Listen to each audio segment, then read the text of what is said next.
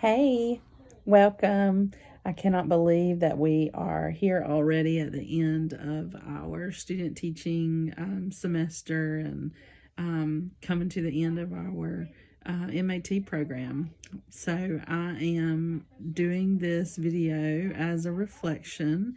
Our last assignment in our EdTPA class, and we've been asked what part of this course was the most helpful in preparing for EdTPA. And I would just say probably the most helpful thing is that it was small bites. Breaking it down into each of the tasks for EdTPA was really beneficial for me. I get overwhelmed if it's too much at one time, and even task by task, sometimes I felt overwhelmed, with all of the pieces that went into each task.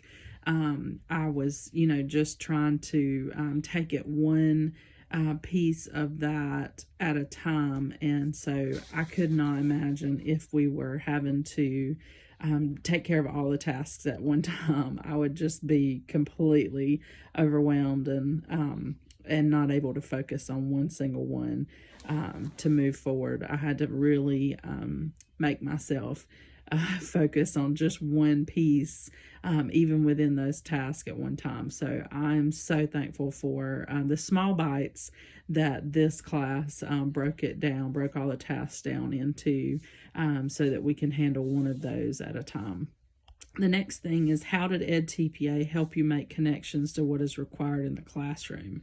I really think EdTPA is identical to the classroom. I mean, you start with task 1 is planning, task 2 is instruction, task 3 is assessment.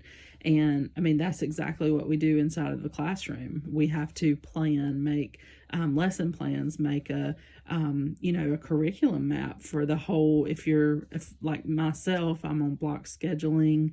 We're making a curriculum map for that semester so that we know to give ourselves direction and guidance on how long to spend on each thing that we cover, each standard, make sure that all of our standards are being met like we need to.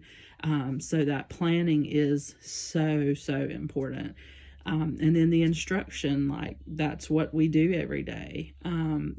The instruction to our students, making sure that we have clear instruction for them so that they can grasp the content that we are, trying to teach them. And then after that, making sure that the instruction that we've given has landed, basically, that they are being able to grasp that. So the assessment is just as much for us as it is for them to make sure, that we're keeping ourselves accountable as well. If all of our students are unable to complete assessment, then we really should go back and look at our own teaching methods, and maybe it's something that we need to change.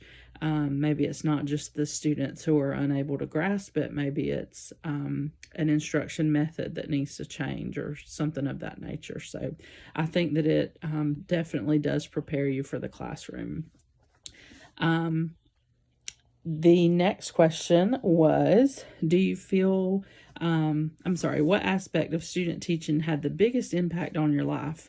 And really, for me, it was seeing it all put together. I mean, you can teach it all you want. We can read about it in our textbook, but because I've never been a teacher before, I've never been in my own classroom, being able to see it all put together and see it in action every single day, I mean, that was so beneficial for me.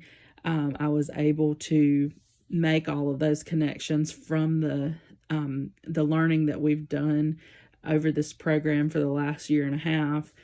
Being able to put that all together into a classroom was that made the biggest impact on me.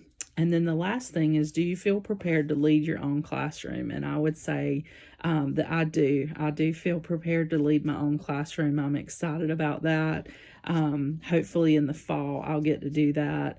as a full-time teacher, and I am so very excited about it.